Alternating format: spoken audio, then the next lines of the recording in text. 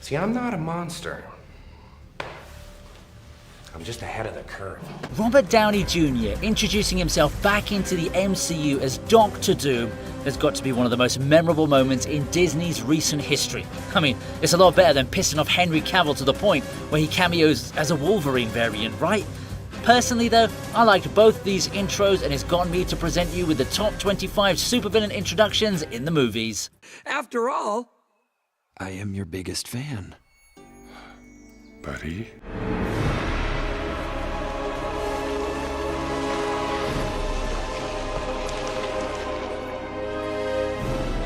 Sandman is a top-tier character, and his introduction in Spider-Man 3 was one of only a handful of scenes that commanded respect in this film. People keep saying another one bites the dust, as a means to mark a person's end, but in this case, bro rose from the sand right after. Flint Marko may have had to resort to a life of crime because of his daughter, but that doesn't mean he gets a free pass. However, the punishment meted out to him in that weird mutant creating machine felt more like a reward by the time he came out of the ordeal. The CGI may not be held in high regard today, but even modern effects suffer from the same criticism, so I'd say the visuals are just about satisfactory. What really pushes this scene into my list is the agony with which Flint got submerged in the sand, serving as a perfect contrast to the domination with which he rises out of it. Well, he basically becomes one with it, but you get what I mean, right? I guess the only thing left for him to do here was roar, but that would have been off-brand for him, wouldn't it? Where do all these guys come from? We shipped him here to this facility in 1934. Call him NB1. Well, sir, I don't mean to correct you on everything you think you know, but I mean, that's Megatron. He's the leader of the Decepticons. Hey, our first two entries are both from 2007. I guess it really was one of the better years for filmmaking before wokeness crept in, hey? That's racist. Anyway, we're looking at supervillains introducing themselves, so let me present the OG one from Transformers. Megatron's awakening after 1935 was an extended sequence, but for a guy who's on the Autobot side, let me just say that it was worth the wait. Seeing Megatron quickly break out of his ice and wreck stuff was totally typical of his character. Bro didn't want to wait for anyone. He just wakes up after decades, says, "I am Megatron," and immediately starts destroying everything in front of him.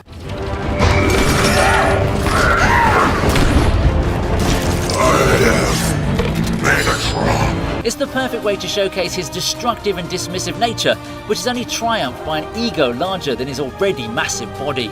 I mean, sure, the villain is supposed to cause damage, but it could have been worse. He could have started breakdancing like that Australian ray gun from the Olympics. But yeah, on a serious note, everyone knew they were getting introduced to a legendary villain here, and he sure lived up to his hype. Where is the cube? The humans have taken it. You fail me yet again, Starscream. The leader of the invaders was a being called Darkseid, a name cursed and feared in every universe. The Snyderverse may be no more, but the legacy of its visuals will continue to live on in our hearts. My only disappointment though would be the underutilization of Darkseid as the alpha villain of the arc. Even so, his introduction was nothing short of epic, especially because it came in the form of a flashback exposition.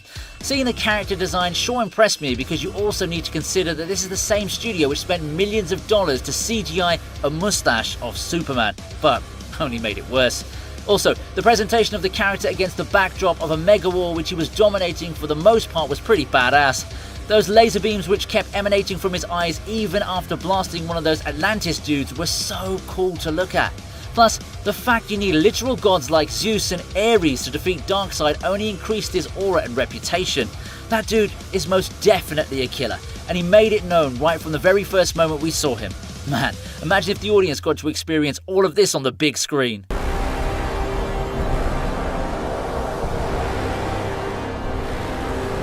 Kneel before your queen. Man, having siblings can be rough at times, but I'd say all the Earthling relationships are still fine if you compare them to Hela and Thor.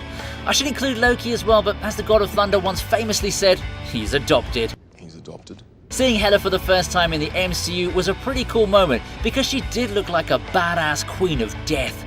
Every single thing about her gave Monarch vibes, and it only went a notch higher when she destroyed Mjolnir without even putting in any serious effort at all. What cemented her status as an instant threat was her commanding both Thor and Loki to bend the knee to her. Normally, I'd crack some Daenerys joke at such a scene, but all it took was a few seconds after this command to prove Hela actually did command such authority. The menacing smile on her face was the cherry on top of the cake, because you just know you're dealing with a serious enemy if she's still having fun while dominating two gods. I sure hope Odin wrote her out of his will.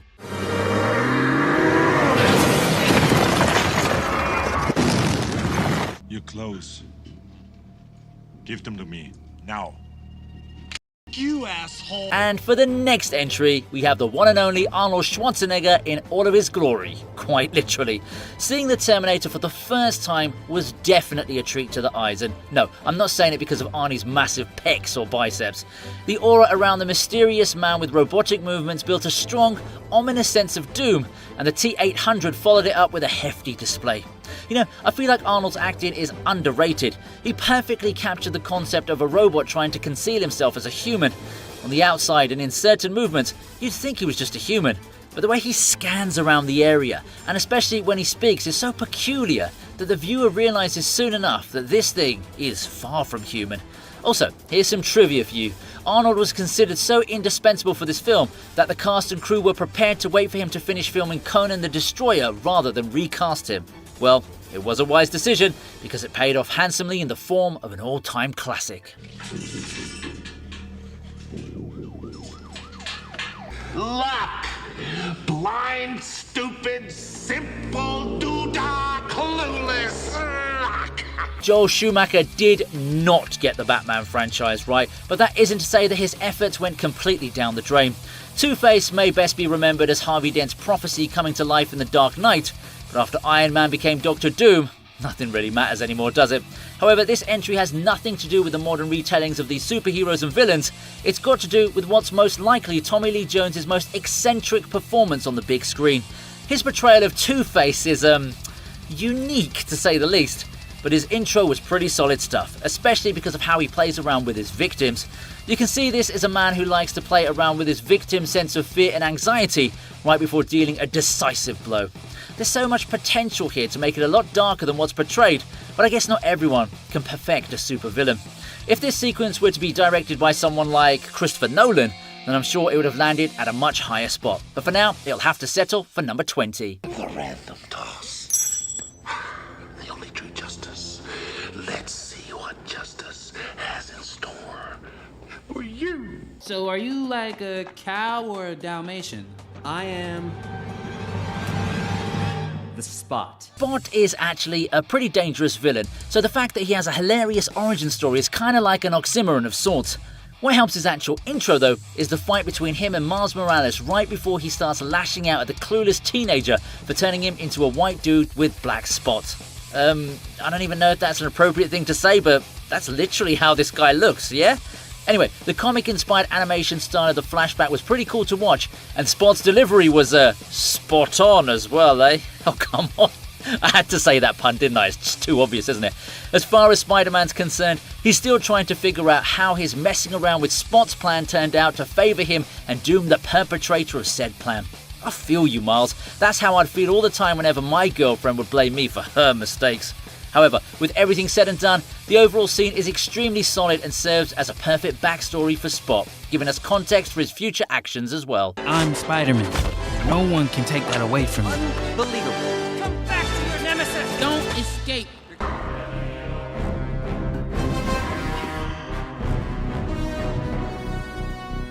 What a solid character.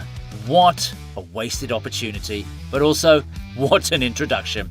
Now, there are technically two scenes that introduce us to the character. The first one is when he's still human as En Sabo Nur, which doesn't really showcase him a lot, but still provides us with a hectic sequence. The true flex is when he gets awakened by those unsuspecting locals and that one woman who thought she was going to become a PG-13 version of Dora the Explorer. Waking up with such a massive burst of energy is no small accomplishment, and the impact it creates can't be understated.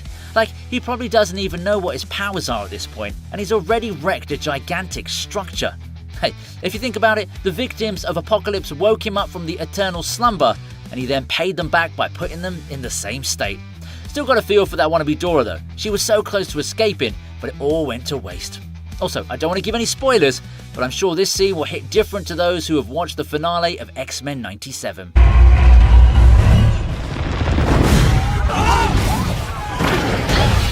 My dear child, that is not the God Killer. You are. If you're a boss woman like Princess Diana, then there won't be a lot of things that'll fluster you. However, the reveal of Sir Patrick as Ares pretty much shook her to her core. We've been seeing this dude as a willing aid of Wonder Woman throughout the film, only to realise that he's been the main villain this whole time. And that too, not just any villain, the freaking God of War. Sorry Kratos, I'm not talking about you right here. The ease with which Ares dominates Wonder Woman right after this reveal was boss level, and he actually does most of the damage through his words, all of which represented his truth and no blatant lies. See, that's one of the things that I love about this film. Ares doesn't offer Diana any jewels or gold. He isn't out for any personal vendetta or for selfish gain. He genuinely believes he's doing the right thing, and he argues his points with great valor. Heck, when I first saw this film, I almost got convinced to join him. Look, I'm just kidding. You know I'd never revolt against Gal Gadot. Unless it's about that new Snow White film, though.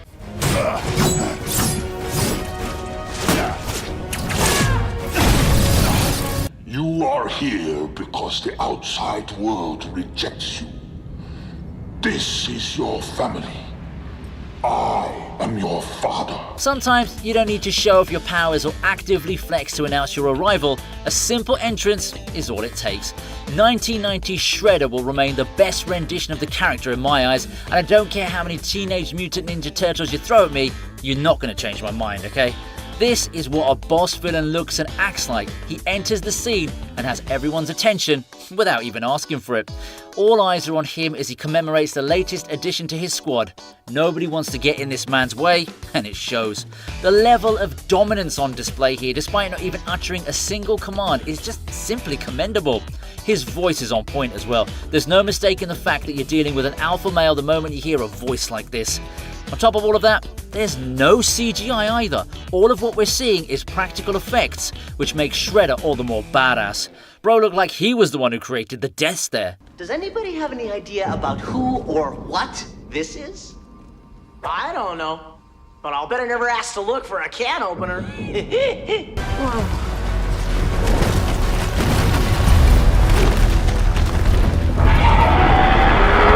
Pokemon may have Staryu and Starmie, but the DCU has Starro. This dude made quite the first impression upon being released by the Suicide Squad after their apparently covert operation turned into a flamboyant display. What I love about the build-up to Starro is how unexpected it is for the team. They clearly had no idea at all they were expected to fight a giant starfish capable of hive mind powers. Plus, over half of the total group members had already been ended by this point, so basically it's all left to a bunch of mismatched supervillains to face it. The part where Starro takes over all the people in the area with his mini starfish was the key takeaway here, because he's immediately shown us that he can create his own army in just a matter of minutes. James Gunn may be a divisive figure to most, but at least he knows how to be unique. Also, here's a fun fact, Starro was actually the very first threat the Justice League had to take down in the comics. Yeah, this dude has origin level legacies behind him.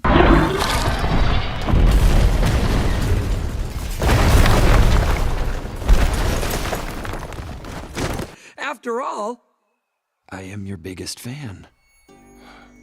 Buddy? My name is not Buddy! Who would have thought that someone like Syndrome would find his way high up on this list? However, what's more important to note is that he makes a solid intro by dominating Mr. Incredible, as if he was just some kind of side character. Not only do we get to see Syndrome's dangerous robot, we're also treated to his other powers, such as zero-point energy. The fact that this is actually Buddy on a vengeance mission for validation only makes the whole thing more messed up. His monologue may have seemed stereotypical because every villain in the world has a need for it somehow, but it's still important to understand how he came to be this way. And to be honest, Mr. Incredible does have a hand to play in Buddy turning over to the dark side. It was at this very moment that we knew we weren't dealing with some basic villain, but rather the main boss of the whole story. It's really a shame though. Bob Parr looked like he was having a lot of fun during his dinner till he got yoinked out of there. This isn't the end of it! I will get your son eventually! I'll get your son! Oh no. Jack is dead, my friend. You can call me Joker. And as you can see, I'm a lot happier. Jack Nicholson is one of the select few actors in this world who can be called a unanimous legend. That man has so many iconic roles that it's easy to lose track of them.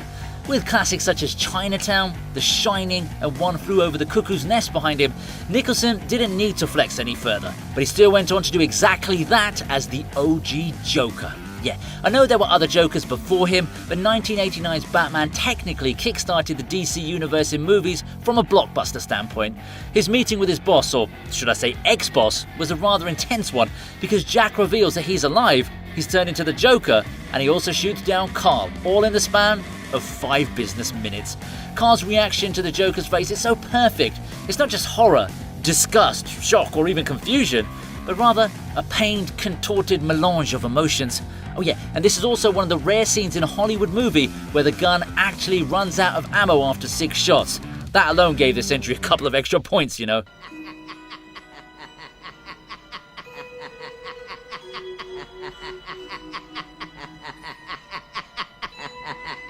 Dread it, run from it, destiny arrives all the same. And now it's here. He may have technically made short cameo appearances in post-credit scenes in the first Guardians of the Galaxy movie, but it wasn't until Avengers Infinity War that we got to see Thanos in all his glory. And oh boy, what better way to announce yourself than beating up the God of Thunder and the Angry Green Giant one right after another. Bro even ended the God of Mischief for good measure too, just in case the audience wasn't quite convinced of his capabilities at that point. Thanos is the equivalent of an unstoppable force, and it showed in the way he totally hijacked Thor's Asgardian ship with minimal effort. Taking down the Hulk as if he was a minor inconvenience further proved the Mad Titan's power level and sent chills down all of our spines. And let's not forget the ridiculous army he's got on his side. Along with his increasing collection of Infinity Stones, this really got everyone wondering if such a villain could actually be beaten by the Avengers. It was after this introduction that all of us realised Thanos wasn't your typical MCU villain. He was the best of them all. There are 2 more stones on Earth. Find them, my children, and bring them to me on Titan.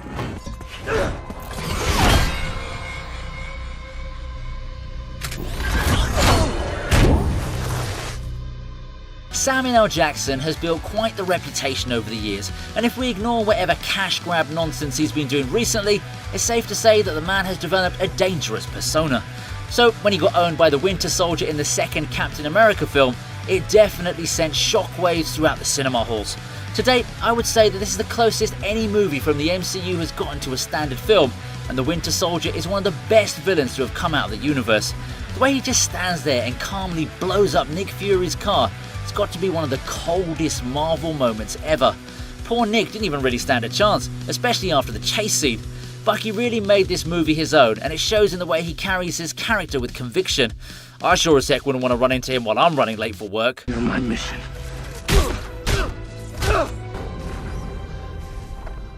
Then finish it. Hello, my dear. What better way to kick off the top 10 than with the villain who started it all back in 2002? Damn, that's like 22 years ago. Where did all that time go? Anyway, this isn't the time to reflect on my life choices. I've got to show love to the one and only Green Goblin. We all know how iconic a villain this guy is, but even with that knowledge, Norman Osborn leaves a strong impression in his first outing as the Green Goblin. Bro casually disintegrated his company haters and went on to dominate his fight against Spider-Man as well. After all the hype around Peter Parker till that point in the film, it sure came as a surprise to see someone able to counter him with such ease. Man, imagine if the Goblin said something like, you know, I'm something of a superhuman myself, right after he blocked Spidey's punch. Also, now that I look back on the movie and the part where he tells Spidey they'll meet again, it just hits different knowing that they did meet again 19 years later in No Way Home.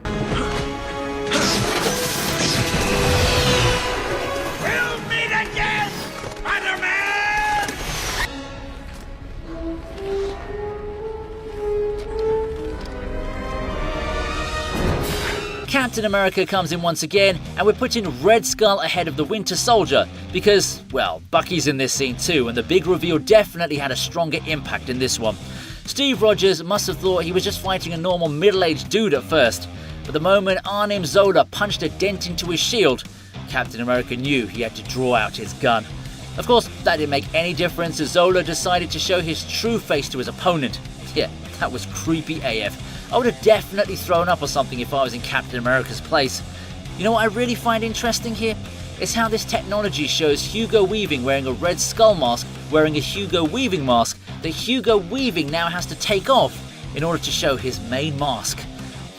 The prosthetics team sure was working overtime on this particular scene, and it shows. You are deluded, Captain.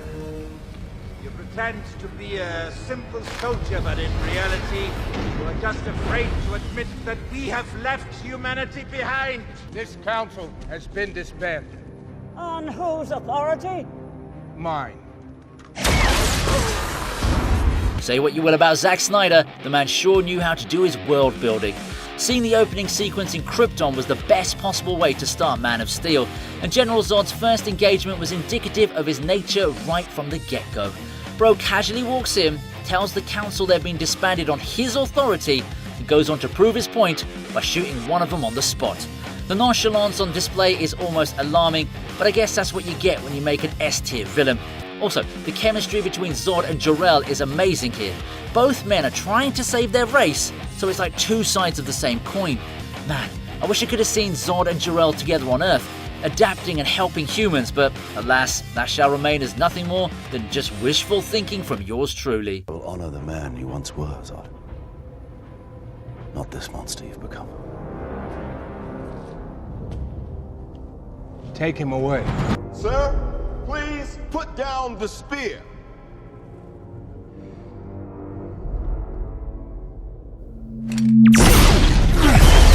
You know what's funny about Loki's villain arc? He actually starts off strong in the Avengers, and for the first half, you're almost convinced that this guy was always meant to be a villain. But then he lost miserably and went on to become more of an anti-hero thanks to all the ladies showing love to Tom Hiddleston. I mean, I still can't believe with all the choices he had, the man still chose Taylor Swift. It's not like he's going to get any royalties from whatever breakup song that she wrote about him either. Anyway, the opening scene of the Avengers had Loki coming in, stealing the Tesseract, and also turning Hawkeye into his mind slave. It did take a lot to get the better of a pre-Secret Wars Nick Fury, and Loki did it with ease. Yeah, this man had it all figured out. It really set the tone for what could have been an epic villain arc, but I guess the writers also realised that Loki had more staying power as an unwilling aid to the superheroes. I am Loki, of Asgard, and I am burdened with glorious purpose. No. How could you be worthy? You're all killers. It's one Avengers movie after the other, and in my honest opinion, Ultron was a pretty epic villain who surpassed everyone else in the MCU, save for Thanos. This wasn't just an ordinary dude who wanted to wreak havoc. This was a robot who saw the truths of the world and decided it was much better off to just have a Terminator-level apocalypse instead. His introduction to the Avengers may have been in a weakened form, but that's only to do with his physical stature. Let's not forget that this dude totally wrecked Jarvis not too long ago and went through the entirety of the internet in just a few moments. The trouble he causes right after may not seem like a lot, but everyone knew that this dude was going to go global with his evil plans since he literally lived in the internet. I guess that's why they decided to bring him back in What If to give him his much-deserved flowers. You want to protect the world, but you don't want it to change. How is humanity saved if it's not allowed to evolve? That's Cincy. Let's just say I'm Frankenstein's monster. Well, I'll be damned if I didn't include Magneto on this list. Let me be clear here, he gets introduced as a child who's the victim of some of the worst crimes humanity has ever committed. His introduction as a supervillain was when he took revenge on a couple of soldiers who were on the evil side of things during the war. Magneto's interaction with those clueless duds was clearly just some foreplay for him to ease into his first proper act of murder. And yes, it was just as deadly as we would have imagined. I kind of feel bad for that bar owner though. He lost his life just for being there. And, well, pointing a gun at Magneto's face too, I suppose. I'm looking for my creator.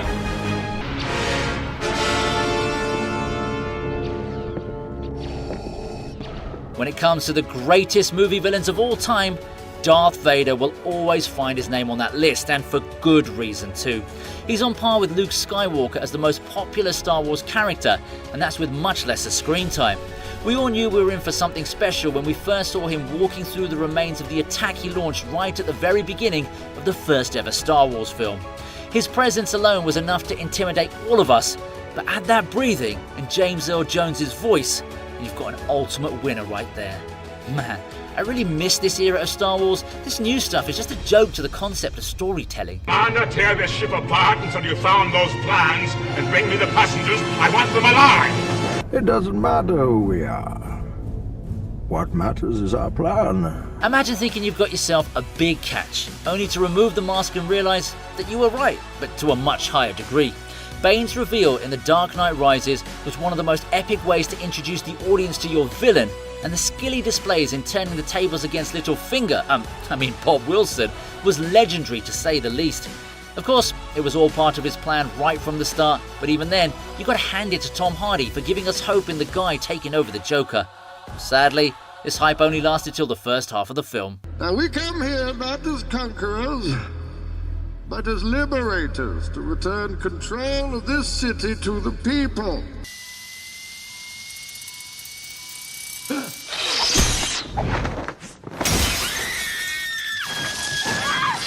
So this one's definitely a boss level moment, but I have to segregate it a bit. We have the first half where Dr. Otto Octavius gets his mechanical arms attached to him and wreaks havoc without really meaning to.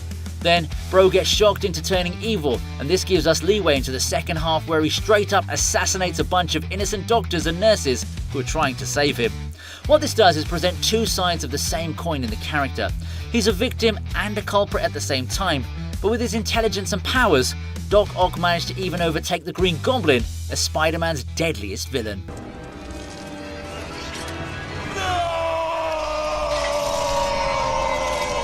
I believe whatever doesn't kill you simply makes you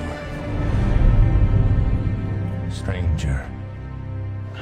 Yeah, you knew Heath Ledger's Joker was going to be first, didn't you? He's not just a legendary villain, he's also a tactical genius, which is perfectly exemplified in the opening heist scene. The man not only managed to pull off a carefully devised robbery, he also managed to get rid of all his accomplices in order to safely leave with the spoils of his immaculate plan. The best part is that we don't even know where the Joker is during the entire heist until the very end, where he comes up with that epic line. There were so many moving pieces in his plan, and the fact that they all came together instantly earned him the audience's validation. Of course, what followed would further cement the character as an all-time great. I just want to see her smile again. I just want her to know that I don't care about the scars. Hope you liked this video. Please subscribe to the TV Region, and there's another video I know you're going to enjoy.